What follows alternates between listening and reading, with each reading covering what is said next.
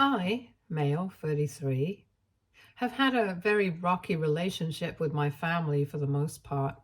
I have tried my best to be understanding and accommodating, and I believe my parents have too. But I guess that hasn't been enough to ensure a cordial living environment. When I was 10 years old, my parents got divorced. I wouldn't say I felt any resentment at that time, only relief because living with both of them under the same roof was no simple task, especially for the faint hearted. I grew up with the most dysfunctional set of parents who were always fighting and screaming about one thing or another. I was made their referee or mediator at a very young age, and I remember having to resolve their fights or get them to talk to each other on bad days. On some days when I felt overwhelmed, I just didn't come back home from school and went to stay with my paternal grandparents. They lived a few blocks away. It was only with them that I felt some respite, and they doted on me, so I loved being there. They tried to intervene in my parents' issues, and when they realized that their efforts were futile, they tried to tell my parents that it wasn't my job to be the adult in the house and take care of their issues. But I guess all of that fell on deaf ears. Moreover, I never felt that what I was doing wasn't what normal kids do, because I had grown up being the tethering point for my mom and dad. I had to bear this responsibility since the beginning, and I never even imagined that wasn't what other kids spent their time doing. So when the divorce was happening, I was relieved. I spent 2 weeks with each parent, and it was only in that situation that I actually began to thrive. There was no more shouting, no more anger, just one on one time with one parent at a time. And I loved every bit of it. I got their attention, I got peace of mind, and I got a lot of free time to do what I wanted to. One good thing about them was that after the divorce, they never once complained about each other to me. They might have had issues with each other and they might have ranted to friends, but they chose never to do it with me, and I'm very grateful for that. The constant barrage of hate against each other stopped the moment the divorce was finalized and Mom moved out. 5 years later, when I was 15, my father remarried my stepmom, Savannah. Savannah and I have shared a cordial relationship thus far. She has never tried to be mom to me, but has always tried to include me in the family unit. She is a good woman, and I have nothing against her. The initial period of adjustment with her was hard, but all in all, things turned out reasonably okay.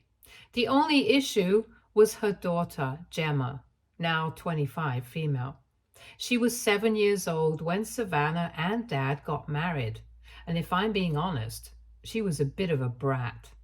My dad, in order to keep the peace, bent over backwards to accommodate Gemma and all her ludicrous demands. Anytime she did something to anger or trigger me, he defended her by saying that she was a kid and was trying to adjust to moving to a new house. Which is why I had to be the bigger person and not create a fuss. A few examples of what happened after she moved in was that she took over my entire room. Since she was supposed to stay there permanently, and I was there for only 15 days a month and would anyway be leaving in a couple of years for college, I had to be okay with this compromise. Well, I wasn't. I didn't want to give up my room or even share it with a strange kid half my age. My dad was insistent that the maximum compromise that could be reached would be that she and I would be sharing a room. Savannah stepped in at that time. I don't know if it was because she wanted to protect her daughter from a stranger or she didn't want to antagonize me or a mixture of both. But she said that taking away my room would be cruel and they would fit Gemma in somewhere else. It was her urging that ultimately made Dad leave things as they were, and not the fact that I didn't want to change my room. It felt weird knowing that he didn't listen to me, but listened to his new wife. That was the point when the dynamics changed for me.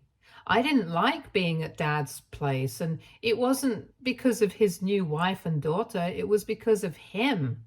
He was the one who made me feel unwanted. It was only because of Savannah and her efforts that I continued going there, to be honest. She took an active interest in my life and tried to spend time with me and made food that I liked when I was there. It was as though she saw Dad being negligent and she tried to cover up for him. Gemma was a whiny little girl, and I generally stayed away from her.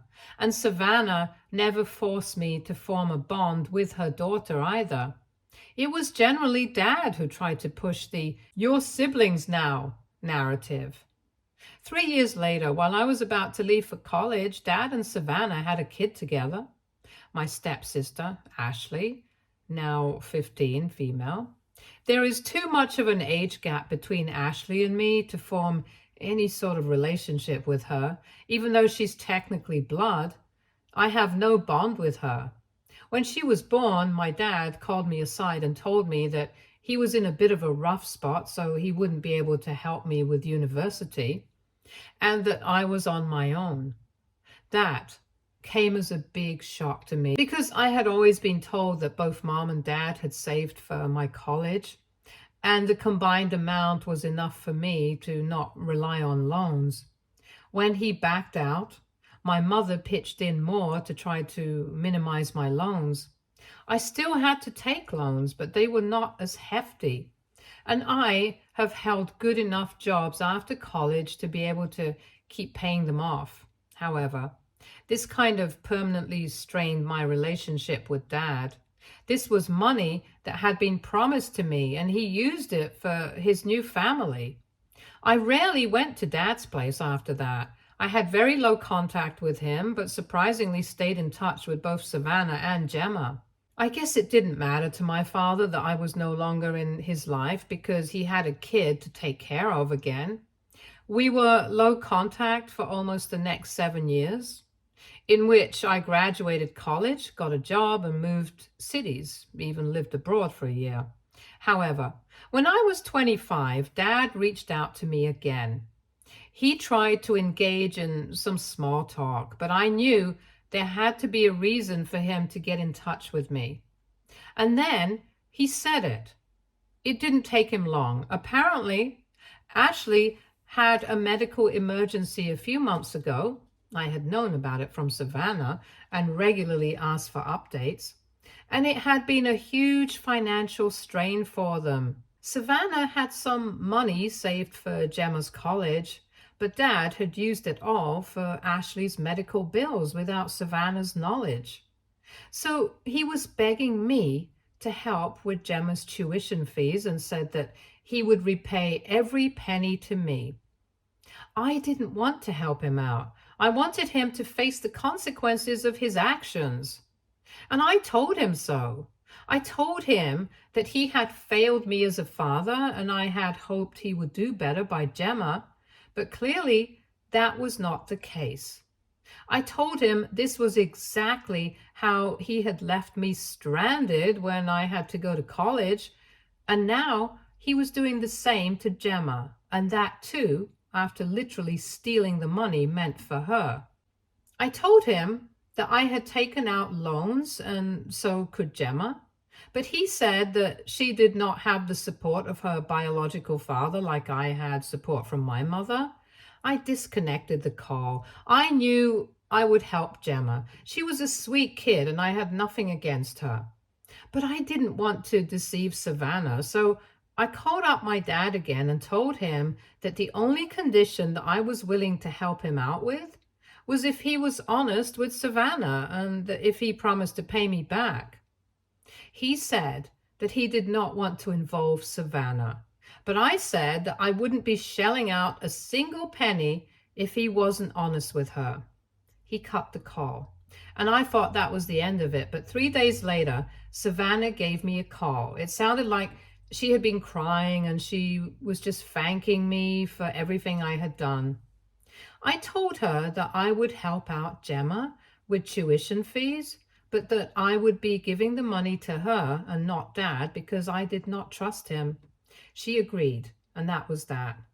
Even Gemma called me up, thanking me, and we have had a better relationship since then. Now comes the real issue. I am engaged to my fiance, Mahira, and she is Afghan by ethnicity, but was born and brought up here. This has rubbed my father the wrong way, and he has made sure to be very public and vocal about his disapproval. Not that I care, because I don't have a functional relationship with him anyway.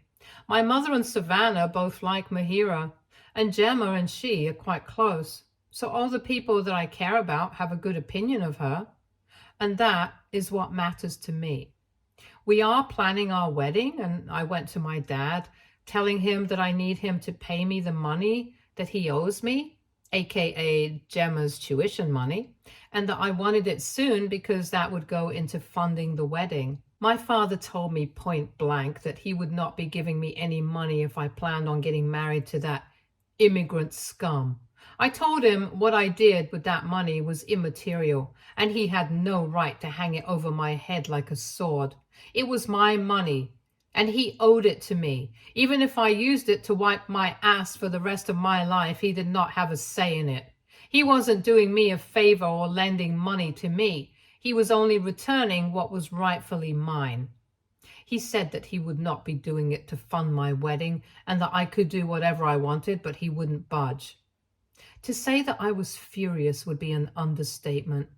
There were a lot of harsh words spoken, and I uninvited him to my wedding. I also told him that I would be exposing his treachery to his family and the world, but I think he did not take me seriously at that time. I decided that instead of going nuclear, I would just let the close family know how he was deceiving me.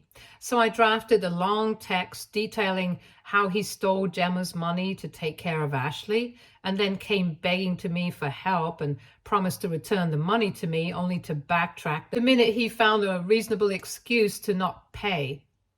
This was the gist of the entire text because it is too long to replicate here. Anyway, I sent the message to my mother, Savannah, Gemma, my paternal grandparents, and my father's sister and her family. I kept Ashley out of it because she's a kid, and she should not be knowing all this. I hadn't expected any drama or revelations in response to my message. Frankly, I had only done this to vent my frustrations and anger, and part of me regretted it too, because I could afford the wedding on my own. But I am so glad I did, because it opened a huge can of worms, and now it's all for all to see how big of a scum my father really is. A day after I sent that text, my paternal grandfather, Grandpa from now on, called me up. We exchanged pleasantries, but he cut to the point soon enough. He asked me if what I had sent in those texts was the truth, and if I had actually helped my dad with Gemma's tuition. I said that I had, and that I had loaned him quite a lot of money for the same. He asked me if I was sure that he had said that he had used up the money for Ashley, and I said that I was completely sure. That was when Grandpa told me his side of the story. So when Ashley fell sick, Dad called up Grandpa immediately. He said that he was facing financial difficulties and that he did not know how to arrange for Ashley's medical expenses without taking on huge debt. He said that he had Gemma's college fund, but since he had no access to that, he could not use it for Ashley. I cut in and told my grandpa that Dad had told me that he had, in fact, complete control of those finances and had used them, and that too without Savannah's knowledge. I also told him that I had to intervene and tell Savannah that he had used up Gemma's money. All in all, what I gathered from the conversation was that Gemma's money was not used for Ashley's bills, because all of that was paid for by my grandpa, and even he was assured that the money would be returned to him. Gemma's college fund, therefore, was taken by Dad for other reasons that he has not yet disclosed, and no one knows. Savannah and Dad were in it together and just wanted to scam me out of the money. I felt so nauseous after I cut the call. It was as though I was stranded amongst scammers and cheaters, and not one of them could be trusted. I felt as if I had ruined my wedding because all of this was just too much for me to handle. And that too, right before the beginning of a new chapter in my life. I called up my mom and told her everything. She just told me to cut this crap out of my life and that I could fight these battles later. She said that I was getting married to a good woman and that I owed it to her and myself to not let other people ruin this experience. She said that I had all the time in the world to take Dad and Savannah to task, but this was not the time. I knew she was right, and surprisingly, I didn't have to do anything or even wait because my grandpa was furious. And he was back with his little revenge that was about to completely screw my dad for all time to come. So the house that Dad and Savannah lived in is owned by my grandpa. He gave it to Dad to live in when he married Mom, and then never asked for it back. It was, anyway, assumed that the house would go to my grandpa when he passed. He also never charged Dad rent, but Dad had to pay for any upgrades and changes that he made to the house, which were plenty. Now, for the drama. My grandpa sent a message to the family group that he would be gifting me a house for the wedding to allow me to start a new life with my wife. He said that he had done the same thing for my father and was going to do the same for me, considering the fact that his son had not thought of doing anything for his own son. It was a poorly masked jibe at my father, and I was all in for the show. But what he wrote next was completely unexpected. He said that the house that was supposed to go to my father, the one that Dad was living in, but was still legally owned by Grandpa, was the one that he would be gifting me. I know that he has done it out of spite, and I'm sure even Dad knows it. The thing is, I do not live in the same town as Dad and have no plans on returning. And this is a well-known fact in my family. The ownership of the house will, of course, be a huge asset for me, but I won't be staying in that house, at least not until I retire. But my dad will, and that has been his only home for so many years now. And to take that away from him and give it to me is a deliberate, hard slap in his face. I'm not saying I feel sorry for my father, not at all. But I know it would feel horrible to be in his position right now. With the actual ownership coming to me, he now knows that he is always at my mercy, in the sense that I can have him evicted. I can ask him for rent, I can do anything, and without reason. I mean, of course, I can't flout rules, but let's be real. We all know how much power homeowners have over their tenants. I have no idea what the outrage regarding this is going to be, but I'm sure that there will be something. My father's going to make a huge fuss about it. I'm sure of that, but I can't be bothered with this unnecessary drama before my wedding.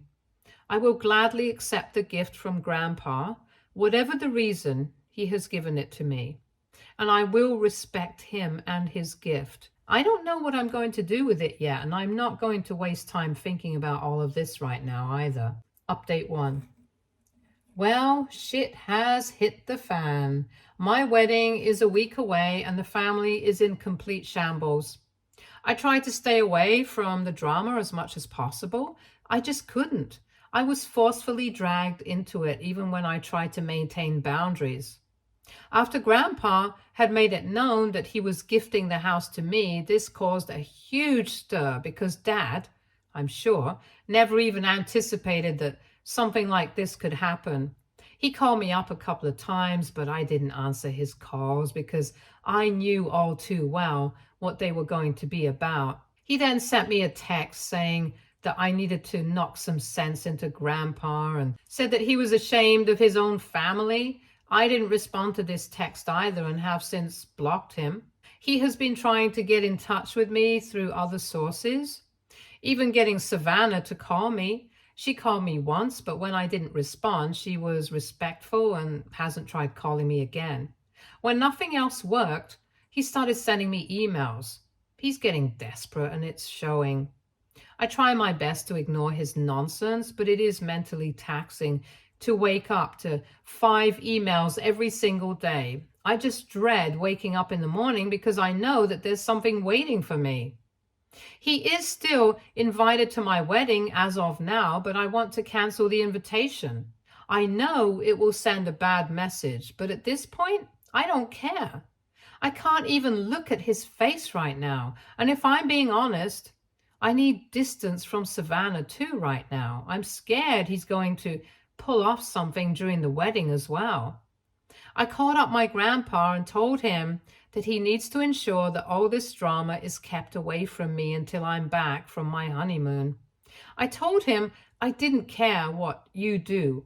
You needed to make sure that this didn't spill over onto my wedding and my honeymoon. I have already dealt with a lot due to the family, and I don't want to screw up the one important day of my life. Grandpa assured me that he would make sure Dad didn't do anything and that I would not be contacted about all of this until I was back from my honeymoon. I hope nothing bad happens, but in the event that it does, I will just deal with it once I'm back. I have a lot on my plate, and I cannot allow myself to deal with a father who doesn't care about me and has used me like a cash cow right now. Update 2. I am now a married man. Mahira and I returned from our honeymoon a few days ago, and it was amazing. I had the time of my life there, and thankfully no one from the family disturbed me. They couldn't because most of them were blocked. I thought the drama might be over by now, but boy, I was completely wrong. I hadn't even imagined that things would be so dire by the time I returned. I got a call from Gemma yesterday asking to meet her and Savannah.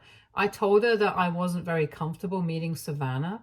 I had uninvited them from the wedding because I just couldn't handle the stress. She said that she understood my apprehension, and so did Savannah, but she still wanted me to meet them just once so that they could clarify everything. I was reluctant, but I said okay because I didn't want to let Gemma down. She was an innocent party and I did not hold anything against her. She said that both she and Savannah were actually in my city and that they wanted to meet as soon as possible. The meeting was, well, long. It was awkward between me and Savannah initially, and she congratulated me on the wedding. I told her that I disinvited them primarily because of Dad and also because I thought maybe somewhere she was complicit in the entire situation of extracting money out of me using Gemma's education and Ashley's health as a front. The minute I said this, she broke down sobbing. She said that she had no idea that Dad had actually taken money from Grandpa, and then proceeded to tell me what happened. By the time she had told me the entire story, I had literal flames coming out of my ears. So Ashley was sick. That part is true. Dad had used some of his savings for her treatment, but that was not enough. So he said that he would ask Grandpa for money and promised Savannah that he would give the money back to Grandpa. She said fine, and that was the last she heard about the money from him. Ashley got better, and for her, everything was back to normal. So when she found out all those years ago that he had used up Gemma's money, she was furious and didn't believe it at all. When she asked Dad about it, he just told her that he had used up that money to repay Grandpa. He concocted an entire sob story about how Grandpa was pressuring him, that he had no choice at that point but to use that money, and that I had offered to help myself. Savannah said that she was very embarrassed by the entire situation, but was still very grateful to me for the help. Their marriage hit a rough patch during that time, and it took them a lot of counseling and therapy to get back to normal. She said that all that came crashing down when Grandpa said he would be gifting the house to me and disclosed to her that he had never received the money back. She said it felt like someone had slapped her across the face. She asked him where the money was. He tried to lie and make his way around it, but ultimately admitted that he had an affair. And the affair partner was trying to out his secret to Savannah. In order to shut her up, he had to give her that money. And only then did she leave him alone. Once the cat was out of the bag, it was over for them. Savannah has since then moved out of the place, and they are headed for a divorce. She said that Dad had been trying to get her to reconcile, but she said that cheating was something that she was just not willing to condone. I couldn't believe my ears. So much had happened in that meeting that I just did not have the bandwidth to process that information. I consoled her, and we then left. I have been in touch with both her and Gemma, and I plan to continue doing so. I just feel horrible that I disinvited her for no fault of hers. She was, in fact, the biggest victim in all of this. I can only feel rage and disgust right now. I cannot believe my father would be a cheater, on top of being a fraud. I mean, he is the worst combination ever known to mankind, and I don't want anything to do with him ever again. I just want to help Savannah out and do right by her, even though she was failed by my father. Update 3. I'm now charging my father rent. He is continuing to live in the same house, and I told him that I needed him to sign an official agreement to continue residing in the house. The rent is a good amount, and that, coupled with the divorce in the process, is going to bleed him dry, and he deserves it. I have also decided that I will be splitting the rent 2 ways and sharing it with both Mom and Savannah. Savannah will be getting the largest share because she was always a stay-at-home mom, and she needs the money now more than ever. My mother, on the other hand, has been a working woman all her life, and she does not really need the money. In fact, she was the one who gave me this idea and was of the opinion that all the money should go to Savannah. Mahira and I don't need the money for ourselves. We're comfortably placed where we are, and we could easily do without the additional income. The same cannot be said for Savannah, and I feel it is my duty to help her out. She was there for me when my dad wasn't, and I want to thank her for all that she has done for me. I know she isn't going to accept the money, but I will make sure that she does. My father reacted poorly when served with the rent agreement and tried to get other family members to manipulate me into taking back the agreement. But unfortunately for him, the entire family now knows that he is a filthy, filthy man, and they don't want anything to do with him either. He tried to get in touch with me via texts, calls, and emails, but all of them were unanswered and well documented. He then tried to get to me via Grandpa, but he gave him a stern reality check, which has since then calmed him down. He is asking me to reconsider for the past few days. I think he has understood that, given the circumstances, he cannot really expect anything better. Savannah is going to try to get full custody of Ashley, though that doesn't seem very likely at the moment. Dad is better placed to take care of her financially, but his incompetence as a parent is not difficult to prove. I don't know what will happen on that front, but I genuinely hope that Ashley stays with Savannah. Savannah is a great mom, and she will do well with Ashley. I cannot say the same for my father, funnily enough. I can say the opposite for him with every ounce of conviction. Stay tuned for more stories from Argo Relationships.